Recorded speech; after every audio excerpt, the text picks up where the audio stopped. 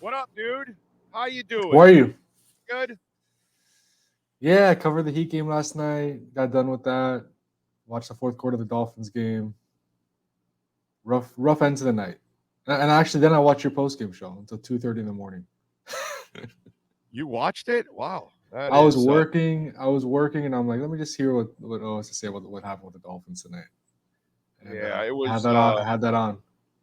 yeah, it was a rough one and everybody just it was one of those where everybody chipped in and said, "Hey, look, I got a bit of that loss." Yeah, me too. Let me chip in. Let me do something stupid. I'll do something stupid and I'll do something stupid Yeah, and team lost. that's kind of the way it went last night. Unfortunately, I did not watch, the Heat game last night. Good thing is they were able to at least pull it off, which Yeah, is matters, right? In the end, yeah. it's kind of like what I was telling the people last night with the Titans game. I go, I'm not here about style points. Just win the Just damn win. game. Yeah, Just win the game. It's a long, tough season. Your people are falling left and right, and the Hornets absolutely suck. But just find a way to win the damn game, dude. That's it. That's all that yeah. matters. And last night, that's what the Heat were able to do. Yeah, and especially when you're missing three starters, right? And it doesn't matter who you're facing. If you're missing three starters, it's not going to be easy, especially on the road. And the Hornets, you give credit to them, they shot the ball well last night. They made 17 threes. It's tough to beat a team on the road when the opponent makes 17 threes. But the Heat did that. It wasn't beautiful, like you said. They got outscored by 10 points again in the freaking fourth quarter or whatever you want to call it. Um, but, We don't have. you know, We left the turds behind. The turd was going on with the Dolphins. That's what it yeah, was. The Heat said, "Listen, we have no use for this turd anymore. Dolphins, do you guys want it? Yeah, we'll take it. We can use it for a couple of games. Yeah, yeah." And then last night they used the turd. So yeah, it's the freaking fourth quarter. But yeah. hey, man, you They hung came in up with a there. win. Yeah, That's it. You're the story in the Herald of Duncan in the middle of his redemption stuff. mhm, All that. It's awesome. yeah, It's just so fun. Last night, I'll look at his stat line: 24 points, 7 rebounds, 4 assists, 2 steals, 5 of 9 from 3-point range overall. It's a pleasure to watch a guy that now all of a sudden he's becoming a better player yeah. actually now, which is really, really cool because now Duncan Robinson can be called a basketball player, not just a shooter. Yeah, I mean, look at that stat line. 24. You said 24.7 rebounds, 4 assists, and 2 steals. That's like a stat line of a star. I'm not saying Duncan's a star, but that stat line is impressive. It's a. I think I Duncan deserved. weeks ago that his contract has become a bargain now. Yeah, it's a good contract now. Yeah, it's It's a amazing bargain. how fast things change. But it's a credit, I think, to Duncan because Oh, I spoke with him for this story, and he told me, I said, "What bothered you the most about the outside narratives over the last few years?" And he said, "What bothered me the most is that people thought I had given up, that I just stopped working. I didn't care anymore. I just didn't care, and he's like, that was the opposite of what the truth was. I stayed working. I worked to get better. Because he said it said like that. it, I never you saw know, you or Ira well, or not us, but I think he's talking about Twitter and him social or media. Yeah, I never said that he was lazy or all I said was he was limited, yeah, which is what he showed us that he was just a shooter. That's it. I don't remember. Wow, maybe that's kind of those Jordan things that he made shit up to yeah. like. Or maybe he just saw a few people on I Twitter mentioning that. don't remember a lot of people ever saying Duncan Robinson is lazy and refuses to work and get better. I think everybody just said, "Yeah, Duncan's a great shooter, but that's But it is it. what it is. Yeah, That's it. yeah. That's all they ever said." Yeah, it's strange, Yeah, but hey, man, he whatever brought motivates that you. up. Whatever works, right? He brought that up, and he said, it was the opposite because I worked even hard. I stayed with my routine, and I was. He's like, that was arguably one of the proudest I've been of myself, of like continuing the behind the scenes work, even though I wasn't playing. It's easy to do that work when you're getting 30 minutes a night. It's harder to do that work when you don't know if you're going to play from night to night. Right. And it's evident that he did get better. I mean, it's clear he's one of the most improved players in the NBA. He's a different guy. The way he could drive into the paint, pass. Obviously, still hitting his threes. He's a better defender. He's never going to be a great defender, but he holds his own on defense now. He's not like a big liability on that end of the court like he was in past years. So that is, along with Jaime, I think Jaime and Duncan, they have probably been the biggest upgrades on this team so far. Just getting those two guys, Duncan now into a bigger role, and Jaime, who obviously wasn't in the team last year, getting those two guys in the way they're playing right now, that's part of the reason you're optimistic, right, of what this team can be when they're healthy. Yeah, no, I'm with you. That's and Claeb now is turning the corner now we're getting the Claeb Martin that we're kind of used to. Last night, 7 of 14, 20 points, 9 rebounds, 5 assists. The last, I want to say, Anthony, 4 games, it's kind of been the Claeb that we've all kind of, we're used to. In other words. Mm-hmm. You know what I'm saying? Yeah. And so this team, once, I don't know if they can stay fully healthy because it's hard to do that in any team. But if you get a little bit more healthier here and you get Adebayo back and everything, I just think this. I lost you, Big O. I can't hear you right now.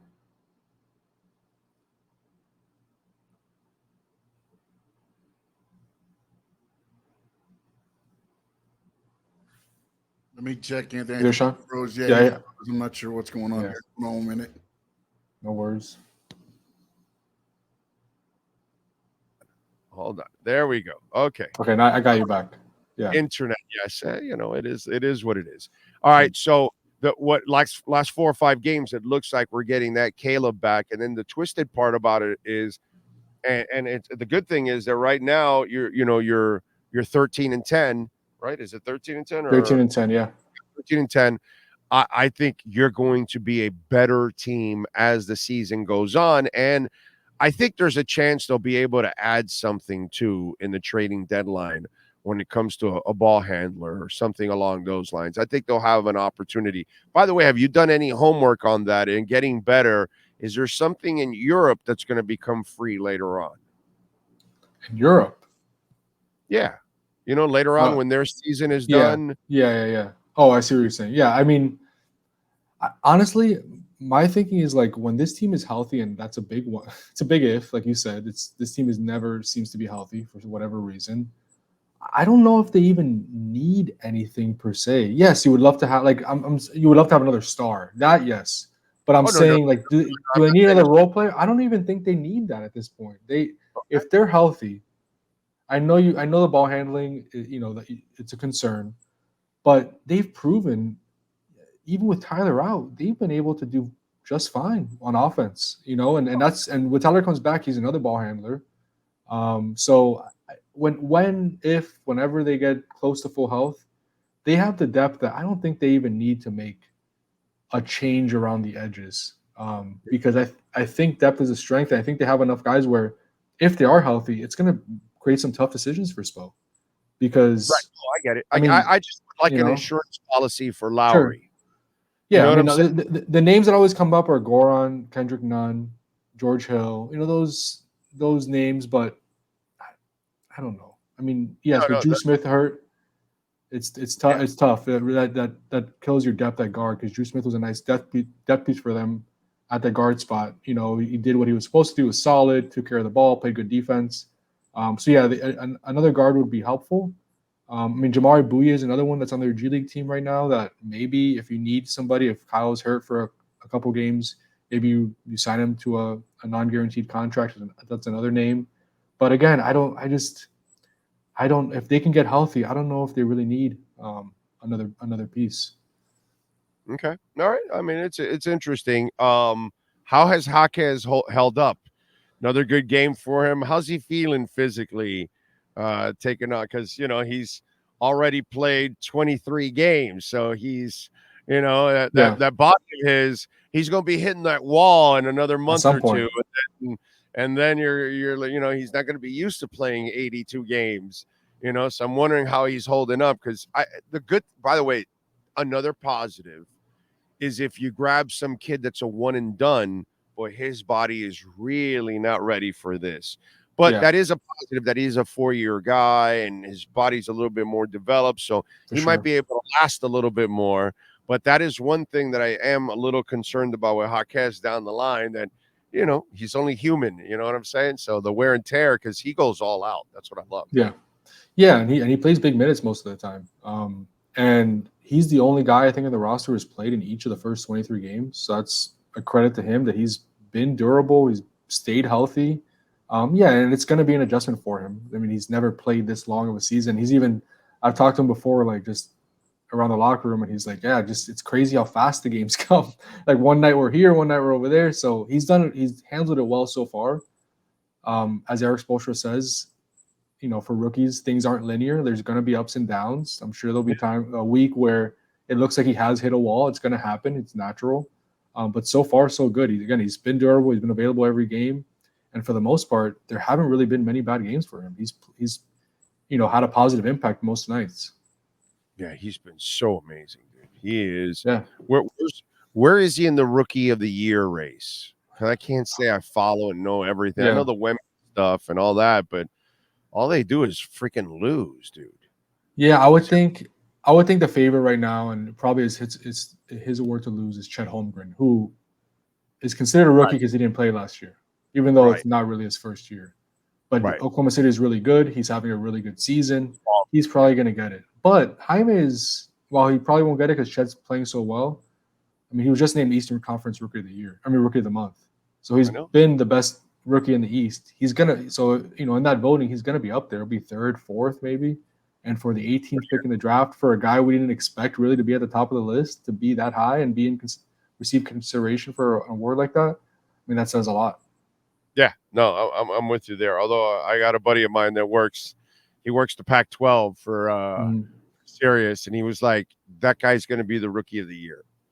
I watched. He swore by him because he watches him all the time. He's not far off, and he loved him from the get-go. And he told me, no, dude, that guy's going to be awesome. You're going to see he's going to be a star for you guys. And he has been absolutely on target about that. Hey, one more thing. I'll let you go with this. And I'm going to say something controversial, but, if I'm going to hold it against Belichick and I'm going to say, yeah, dude, sure, you're the GOAT. You got 6 titles. Yeah, you won it all with Brady. What are you doing without Brady? Do something without Brady. And you can't do shit without Brady. Erik Spoelstra is better than Greg Popovich, bro. I'm sorry, dude. I'm freaking sorry, bro. But I mean, Popovich can win titles with a bunch of studs. He can't do anything without those studs. That guy can't even make the playoffs, man, pretty much. Yeah. I watch Erik Spoelstra do all kinds of shit without the big 3 and get to the finals multiple times, get to the Eastern Conference finals a whole ton of times, overachieve with team after team after team.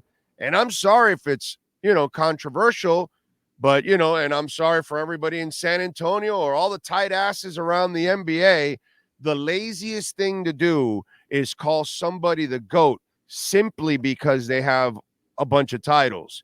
And if they did it with one era and they never showed me anything else, like at least with Don Shula, I saw him go to the Super Bowl with Unitas, with Greasy, with Woodstock, with Marino. Okay, he didn't win them all, but I saw him with different teams achieve a lot overall. That, to me, is GOATness, is greatness. It's Joe Gibbs winning 3 titles with 3 different quarterbacks, none of them Hall of Famers. That's GOATness. That's greatness. You know what I'm saying? And the next time, which it's going to happen, that guy wins a title, and I'm talking about Erik Spoelstra. Mm-hmm.